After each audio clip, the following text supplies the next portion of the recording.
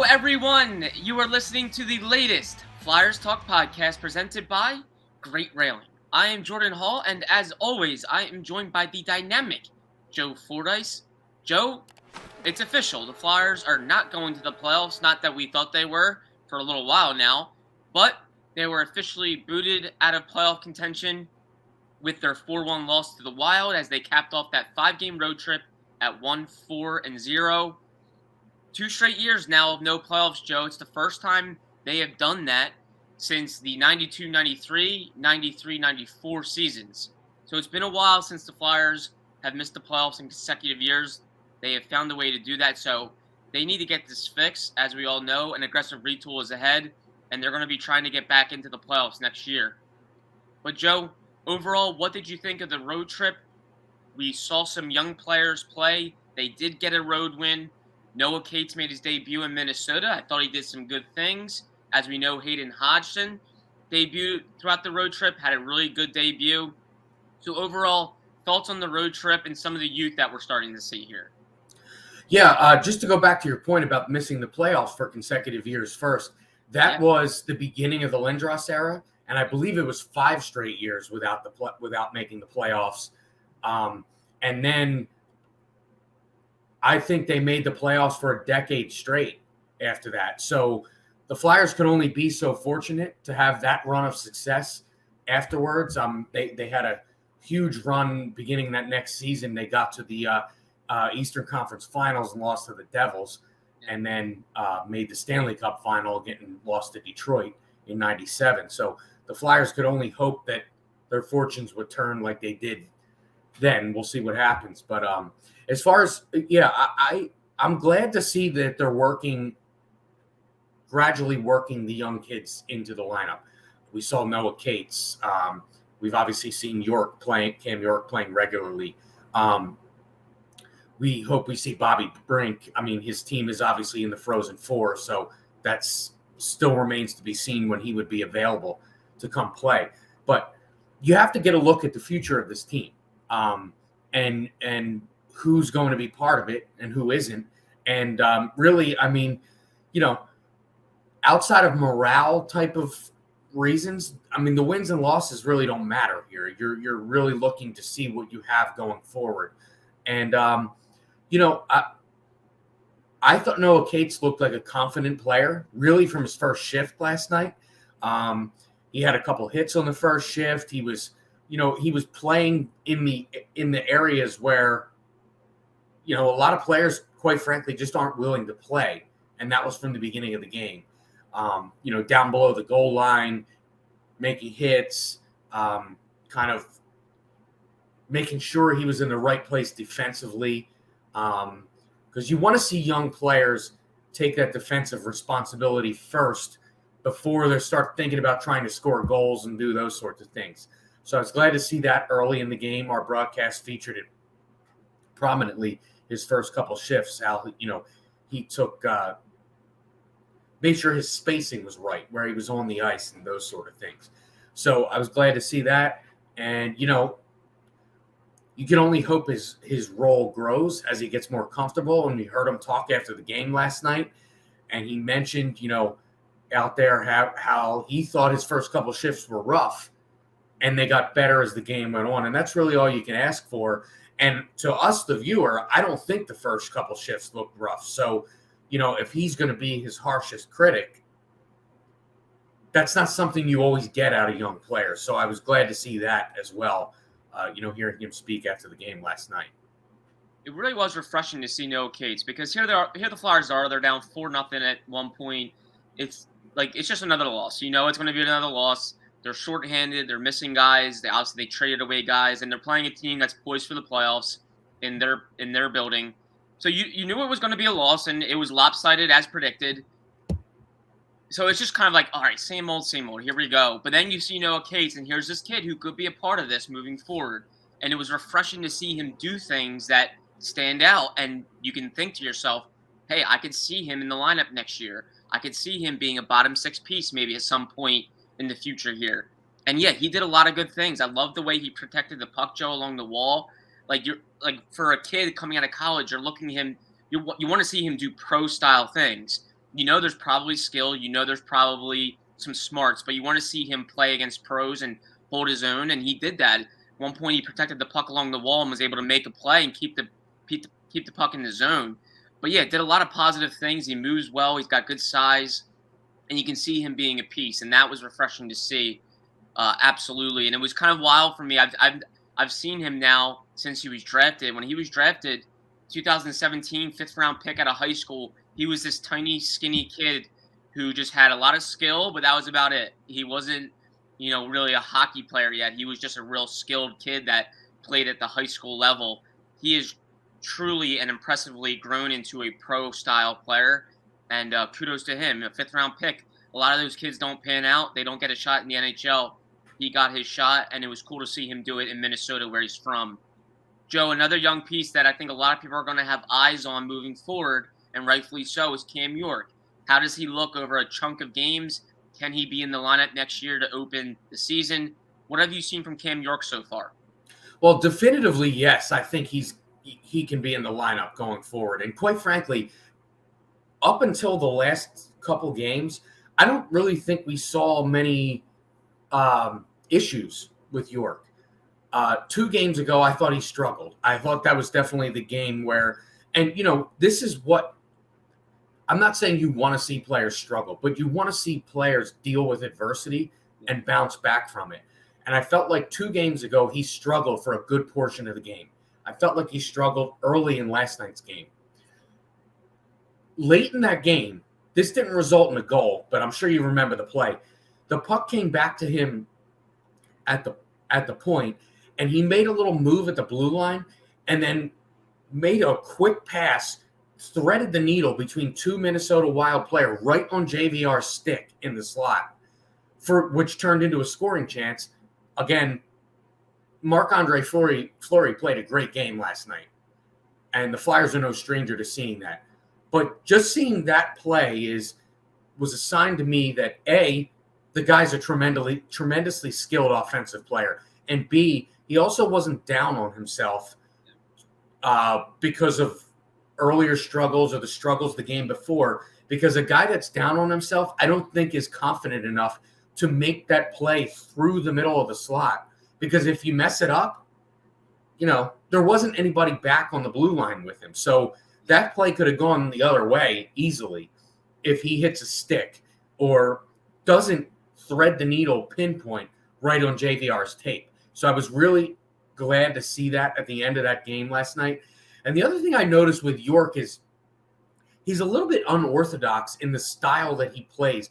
Particularly, he plays with his hands up very high on the stick. So his stick almost has this whip effect to it that I feel like allows him to move the puck so effectively. And it's not – I don't want to say you don't see anybody do it because that's not true. But it's not the regular style of what you see. And I think it suits him well.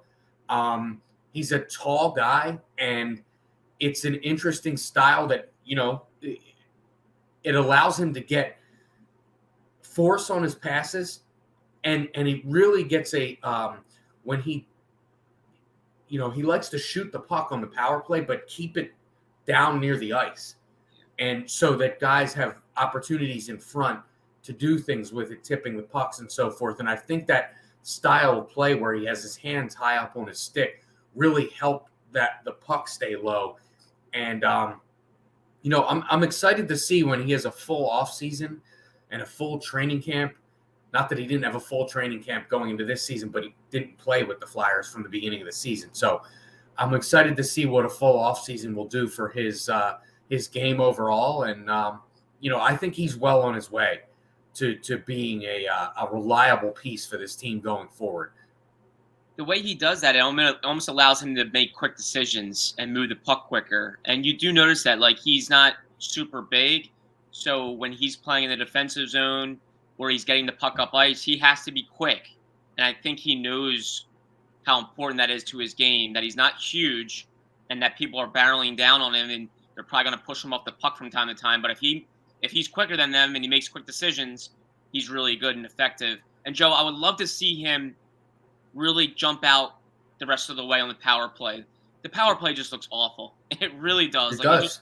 it looks terrible to the point where it's like they can't even it looks like their entries, they don't even know what they're doing with entries, which I somewhat understand because there's been a lot of moving parts. There hasn't been a consistent coach of the power play, a lot of different personnel. So I just think right now it's just kind of like play to your strengths and see what happens, which obviously is not great. There's no chemistry or anything, but it looks terrible. It's last in the league right now.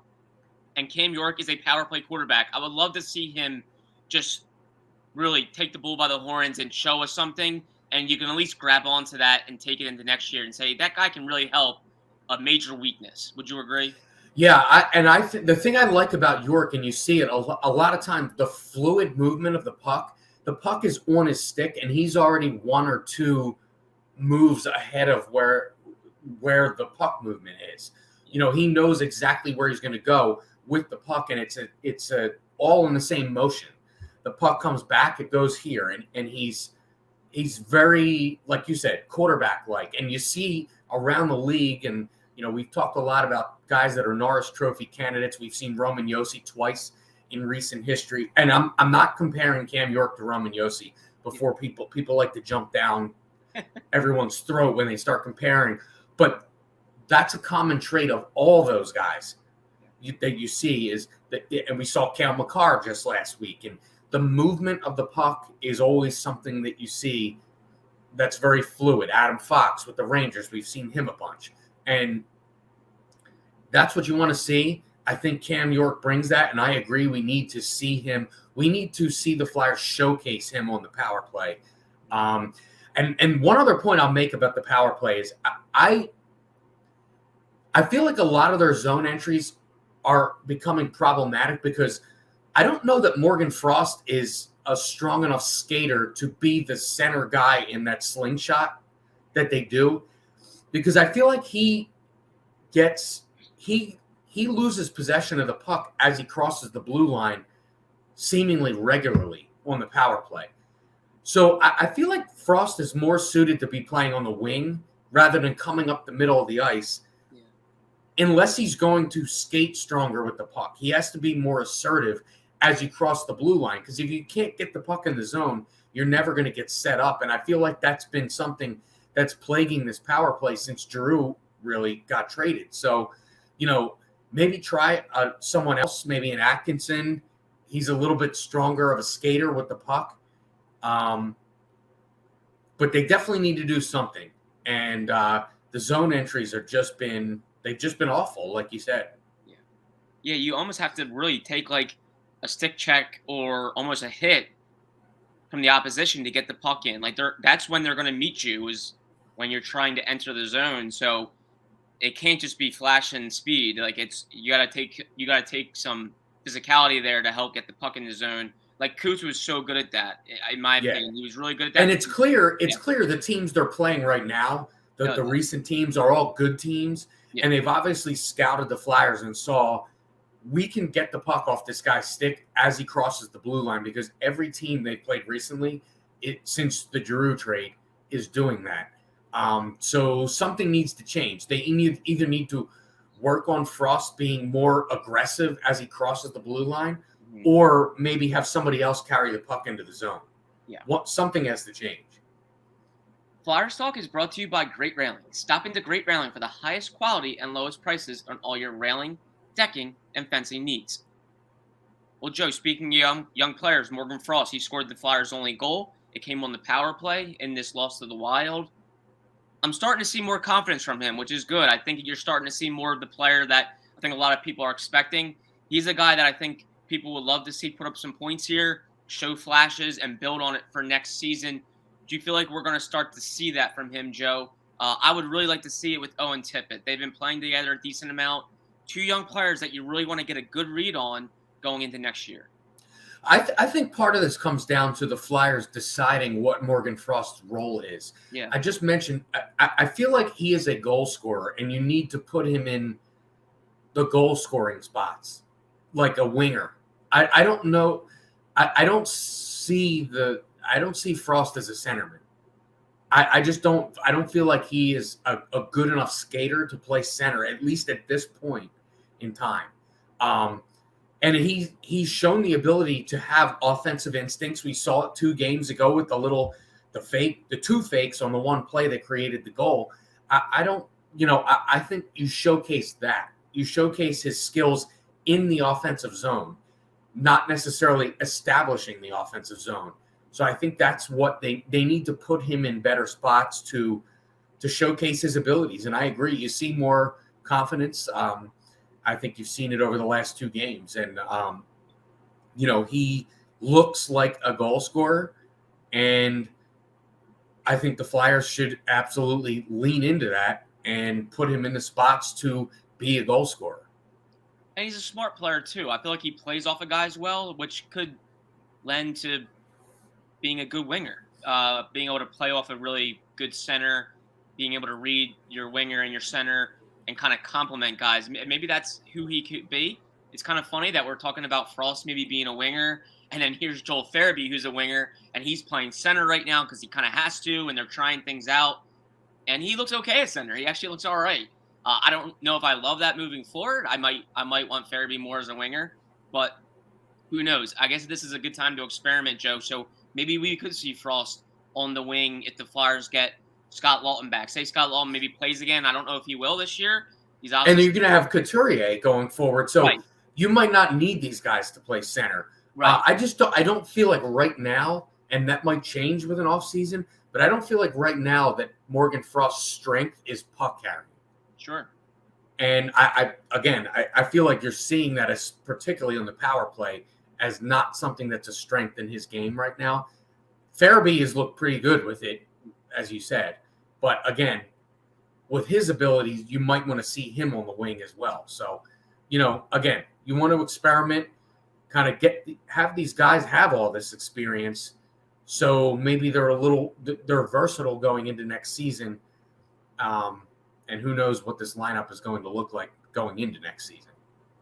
You see some of the best guys in the league, the best playmakers that are able to produce kind of night in, night out. And Claude Giroux's one that we've seen for a while now, and he's so good at protecting the puck. He's not a bigger guy, but he is strong, and he is immensely skilled at protecting that puck and making plays with guys on top of him in tight spaces. And that's really probably what separates the top 6 guys from maybe the bottom 6 is like guys that can really make plays in tight spaces. I don't think we've seen that from Morgan Frost yet. I'm not saying it's not there. He's still only 22. It could come with more strength and more time in this league. But yeah, I feel like we're still kind of missing that from him. And again, it can take time. So maybe that will come eventually for Frost, where he can really show his skill in tight spaces with a guy kind of breathing down his neck. I think that's something that the Flyers are going to hope to see here moving forward. Joe, overall, just how disappointing is it that the Flyers obviously officially are outside the playoffs again for a second straight year? That's pretty damning. I think it shows you that this needs to be fixed. I'm not going to ignore injuries. I think it would be unfair for us covering this objectively to not act like they haven't had injuries. Sean Couturier, Ryan Ellis combined for 33 games this year. It's just that was, I think, damaging almost beyond measure. But it still shows you that this roster has glaring holes, glaring needs, that this team is towards the bottom of the league, really enduring one of its worst seasons in franchise history. What are some of the things that maybe the Flyers need to do to get back into contention next year? Well, I really feel like this team is it needs to figure out what its identity is. Because it can't just be a bunch of different things. And, the moves they made to shore up their blue line never came to fruition because the main guy they added didn't play, essentially, this season. Yeah. So I think, the long-term health of Ryan Ellis is a major question going into this offseason. And I think you kind of go from there. I do think you need to add a guy you can rely on for just like scoring. Because really Atkinson's that guy now. And I think they need more than just him as a goal scorer. We mentioned Morgan Frost being a goal scorer, but it's a leap from saying a guy who has been up and down sporadically next year is going to be a goal scorer that they're going to rely on. So I think they need to address that area as well. And who knows what's happening with the coach going forward. There's a lot of things that need to be shored up before October. And that seems like it's a long way away, but it's not a long way away when you look at the things that need to be addressed with this team after they finish out the string here. And just the official elimination just kind of, I feel like a lot of us that are in this every day got lost in the abyss of them being bad. And last night was kind of a reminder of just how bad it's gotten. Yeah. That you got eliminated officially with a month left to go in the season. I mean, I think if you asked anybody that covers the team, most fans, players on the team, and before the season, and said, here are all the possible outcomes of the season, and if one of them was to be eliminated with a month left in the season, everybody would have said, that's just that's crazy. Yeah. So I know. I thought last year when they were eliminated with 6 games left, I thought that was early. I was like, wow, man, we still, they still have 6 games left to play here. Let's kind of play out the string. And I really thought that was like pretty early, and sheesh, you got a lot to play still with nothing to play for. This is 15 games left, a month, Joe, as you mentioned. That's really tells you just how awry this season went, from injuries to underperformance to holes not being filled. But yeah, Joe, I could not agree more with the goal scorer. I think the Flyers wanted to be tough to play against this year. And to be quite frank, they lost 2 players that are really going to drive that, in Ryan Ellis and Sean Couturier. Those 2 guys are going to make you really tough to play against. One, Couturier just being an all-situation beast. Ryan Ellis, you might look at and say, oh, he's smaller, but like the things that he does makes the team really tough to play against in terms of transitioning the puck up ice, keeping the puck out of the defensive zone, constantly having you on your heels, making the opposition play in its own zone. Those are things that make you tough to play against. Matt Niskanen did that a lot for the Flyers. So those are 2 guys that I think are going to make them tougher to play against if they are healthy. So we'll see. But Joe, let's not sugarcoat it. They are missing goal scoring on the power play and even strength. I think that would be just a huge addition if they can go out and get someone, because Cam Atkinson needs help. He's a good goal scorer. He's going to come close to maybe 30 this year, maybe kind of in like the high 20s. Pretty solid season for a guy that's 32 and obviously not getting younger. He needs help, and they have some playmakers, but they need a goal scorer that I think can really just go out and get his own goal, and that I think will be a major all-season objective. Yeah, so I mean, there's a couple guys out there that are going to be free agents: Johnny Goudreau, a hometown kid, and Nazem Kadri. The problem is those 2 guys are going to come with a big price tag, which again is going to take some maneuvering in order to work that in if you're looking to make that kind of splash. I know Kadri is a guy who obviously he leads Colorado in scoring, which is some pretty elite company. He's one of the leading scorers in the league. He does have some disciplinary issues in his past, including this season, penalties in the playoffs for Toronto, which I believe were the main reason they traded him, or they let him go. So I don't know if that's what they're going to be after. I mean, of course, he's a really good player. And then the Johnny Goudreau thing, if Johnny Goudreau comes to the Flyers, the amount of pressure on him is going to be enormous with the hometown. And again, these guys are going to come with a price tag, but that's why GMs get paid in this league, to make sort of things like this work. So we'll see what happens if they try to make a big splash. Yeah, we always say it's an unenviable position to be a GM and make these tough decisions. But, I mean, that's the position they're in. They get paid a lot of money to have the team play well and make a lot of money for the organization. And these are tough decisions. And, yeah, like you said, Joe, if you're going to add one of these big-time goal scorers, which I think would do a lot for the team and also for the fan base in terms of rejuvenating it and getting it excited again, you're going to have to probably clear some money. And that's why these big decisions are ahead that none of us really even know kind of what decisions are going to be. But, that's the world they're in. They're not in the world of just add guys for whatever money they want.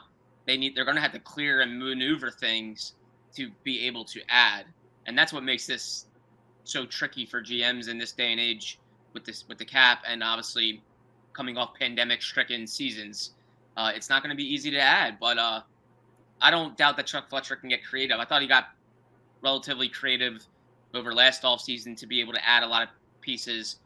A lot of it didn't work. Some of it was unfortunate mishaps in terms of injuries and stuff, but I think a lot of people would say maybe Chuck Fletcher is probably 1 for 3 in his offseasons here. His first one was very good. Second one didn't do as much, and it didn't result in a good season. And then the third one this past offseason, where he did some good things that I think you could still maybe see the results. But the fact is they missed the playoffs and had a really bad year. So I would say 1 for 3, and he's got another chance here coming up, another big offseason without a doubt.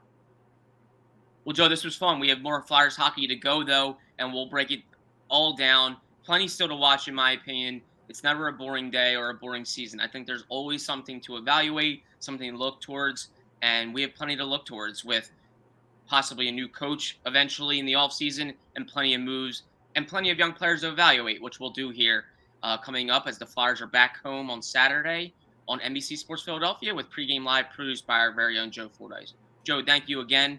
A big thank you to Ben Berry, our podcast producer and guru. And Flyers fans, as always, thank you for listening to the latest Flyers Talk podcast presented by Great Railing. Wherever you get your podcast, please rate and listen, and we can't wait to talk to you next time.